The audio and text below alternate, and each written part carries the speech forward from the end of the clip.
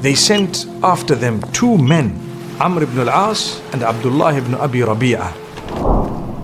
But in the courts of the Negus, the messengers stood before the king. We believed in him and we followed. The king listened in silence, his eyes softening. Bismillahir Rahmanir Rahim. My beloved brothers and sisters, today we witness a chapter written in tears, patience and unwavering faith.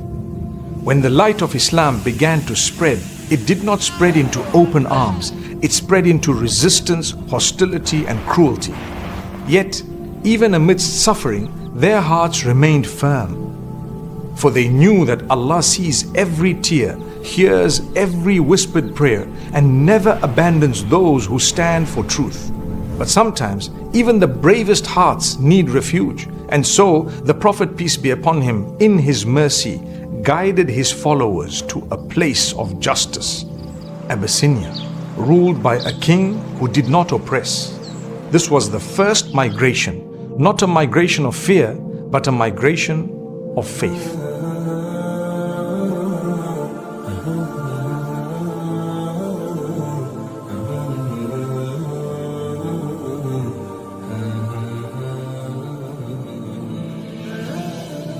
The persecution in Mecca had grown unbearable. The believers were mocked, beaten, starved, and dragged through the dust of the streets. Yet their voices never broke, and their hearts never turned back. For every wound they bore, faith only deepened. The Prophet, peace be upon him, watched their suffering with a heart heavy with compassion. He could not yet command them to fight, nor could he shield them from Quraysh's cruelty. But the mercy of Allah was near. One night, he gathered the companions and said softly, "There is a land across the sea, a land ruled by a just king who wrongs no one. Go there and stay until Allah grants you relief." It was Abyssinia, Al-Habasha, a land of distant mountains and rivers, ruled by a Christian king known as An-Najashi. And so began the first migration in the path of Allah. Under the veil of night, small groups of believers slipped out of Mecca, men, women and children, leaving behind their homes, their trade and all they knew. Among them were Uthman ibn Affan, may Allah be pleased with him, and his wife Ruqayya, may Allah be pleased with her, the daughter of the Prophet, peace be upon him. The Prophet, peace be upon him, raised his hands and said, "They are the first to migrate in the cause of Allah after Ibrahim and Lut, may Allah be pleased with them."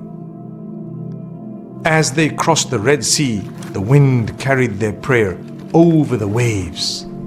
Behind them, Quraysh's fury burned like a storm. Ahead of them, the mercy of Allah awaited. They had lost everything, yet they felt richer than kings. The Quran would one day speak of them. وَالَّذِينَ هَاجَرُوا فِي اللَّهِ مِنْ بَعْدِ مَا ظُلِمُوا لَنُبَوِّئَنَّهُمْ فِي الدُّنْيَا حَسَنَةً وَلَأَجْرُ الْآخِرَةِ أَكْبَرُ لَوْ كَانُوا يَعْلَمُونَ. Those who emigrated for Allah after being wronged, we will surely settle them in a good place in this world, but the reward of the hereafter is greater, if only they knew. When Quraysh learned of the migration, their pride ignited. They have escaped, they said, and found refuge with a foreign king.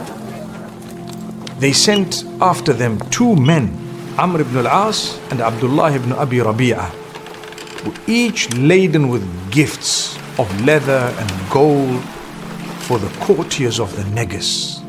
They were to demand that the Muslims be handed back. But in the courts of the Negus, the messengers stood before the king and his bishops. "O king," said Amr, "some foolish youths from our people have abandoned their religion and they have not entered yours. They have brought a new belief unknown to us and to you. Send them back with us, for their people know them best."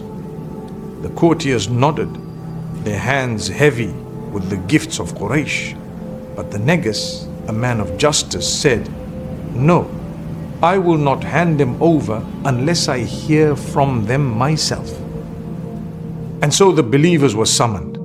They entered the court, weary but composed, their faces bright with the serenity of faith. Ja'far ibn Abi Talib, may Allah be pleased with him, stepped forward. As their spokesman, the king asked, "What is this religion for which you have left your people?" Ja'far, may Allah be pleased with him, replied, "O king, we were a people of ignorance. We worshipped idols, ate the flesh of the dead, and committed shameful acts. The strong among us oppressed the weak. Then Allah sent us a man whose lineage, truthfulness and trust we all knew. He called us to worship Allah alone and to abandon the idols of our ancestors. He commanded us to speak the truth, to honor ties of kinship, to care for the neighbor and the orphan, and to keep away from all that is unlawful. We believed in him and we followed." The king listened in silence, his eyes softening. "Do you have with you anything from what he brought from your Lord?" he asked. Ja'far, may Allah be pleased with him, nodded and recited the verses revealed about Maryam and Isa, Mary and Jesus, may peace be upon them. وَاذْكُرْ فِي الْكِتَابِ مَرْيَمَ إِذِ انْتَبَذَتْ مِنْ أَهْلِهَا مَكَانًا شَرْقِيًّا فاتخذت من دونهم حجابا فأرسلنا إليها روحنا فتمثل لها بشرا سويا قالت إني أعوذ بالرحمن منك إن كنت تقيا قال إنما أنا رسول ربك لأهب لك غلاما زكيا قالت أنى يكون لي غلام ولم يمسسني بشر ولم أك بغيا قال كذلك قال ربك هو علي هين. And mention in the book Mary, when she withdrew from her family to a place toward the east, she took a veil apart from them. And we sent to her our spirit, and he appeared to her as a man in all respects. She said, "I seek refuge in the most merciful from you, if you fear Allah." He said, "I am only the messenger of your Lord, to grant you a pure son."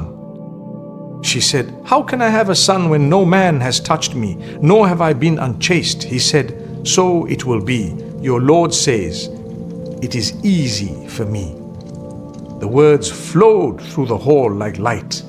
The bishops wept until their scrolls were soaked.